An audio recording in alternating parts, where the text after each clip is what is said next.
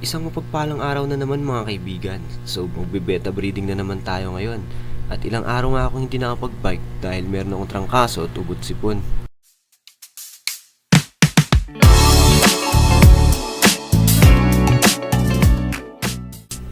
Siyempre unang-una ay maghahanda tayo ng stock water na ilalagay natin dito sa ating beta breeding tank. Nasa 3 to 4 inches nga lang ang taas ng tubig nito para hindi malunod ang ating mga beta fry kung sakaling ma-hatch na sila.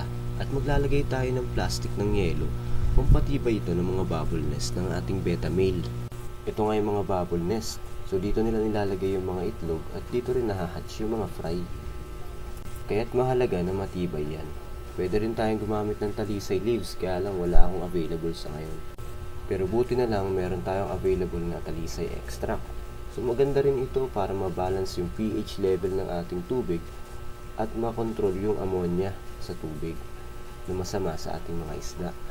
Maganda rin na maglagay tayo ng isang kurot ng asin para mamatay naman yung mga bakterya na nasa tubig. Huwag din naman nating dadamihan masyado dahil masama rin ito sa ating mga isda dahil hindi naman sila saltwater fishes. Maganda rin na maglagay tayo ng Master's Kit Pro by Rai Beta para sa ganun ay ma-prevent ang mga sakit na pwedeng makuha ng ating mga isda. Ganun na rin ang magiging mga fry. Inbreeding nga ngayon ang gagawin nating pagbe-breed dahil magkapatid ang dalawang isda na to. Ginagawa ang inbreeding para mas ma-develop yung line na pinangangalagaan nyo. Kaya lang may mga downside din naman ito. Mataas ang tsansa na magkaroon ng mga abnormalities ang mga magiging anak nila, kagaya lang din sa tao. Pero kung gusto mo talagang i-maintain yung linya na to, pwede mo naman itong gawin. At ito nga ang ating female beta. Madidistinguish mo ang isang female beta kung ito'y mayroong mga maiiksing fins lamang kumpara sa male.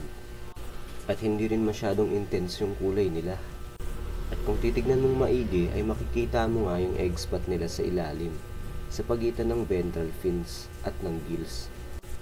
At ito naman yung ating male beta. So kitang kita natin na mas malalaki at mas mahaba yung kanyang mga fins. Pero syempre meron tayong strain ng half moon. So ito kasi ay half moon plakat lang to. Kaya maiiksi pa rin yung fins nila. Kung makakita kayo na mas mahabang fins, yun naman ang tinatawag na half moon. Sa pagbe-breed nga ng mga beta ay hindi natin kaagad sila pinagsasama. Pinagkikita lang natin sila sa magkatabing dalawang lalagyan ng magkahiwalay. Nung sa ganun ay may iiwasan ng kanilang pag-aaway o minsan pagpapatayan. Masyado kasi silang matatapang at agresibo lalo na yung mga lalaki. At base nga sa aking personal preference ay ginagawa ko ito sa loob ng 7 days. Pagkatapos ko nilang kumain, pinagkikita natin sila ng 5 minutes. Ganito rin ang common technique o pamamaraan ng bawat breeders. So napaka-common na ito. Mapapagod din kasi ang mga isda kung sumobra sila sa pag-flare. Mahalaga rin na nasa kondisyon ng ating mga isda at masasabi mo nasa kondisyon ng iyong mga isda kung sila'y nag-flare ng maayos kagaya nito. Sa male beta naman ay mahalaga na meron silang mga bubble nests. Dito mo makikita kung ready to breed at nasa kondisyon ng mga male betas mo. Kung wala nito, medyo malabo kang makapag-breed ng beta. At kakailanganin mo munang kondisyonin ang isda mo para hindi sayang yung oras. Hanggang dito na nga muna lamang. At mamaya ay ilalagay na natin sila doon sa breeding tank. Maraming salamat at ingat sa lahat. To God be the glory and happy fish keeping sa bawat isa.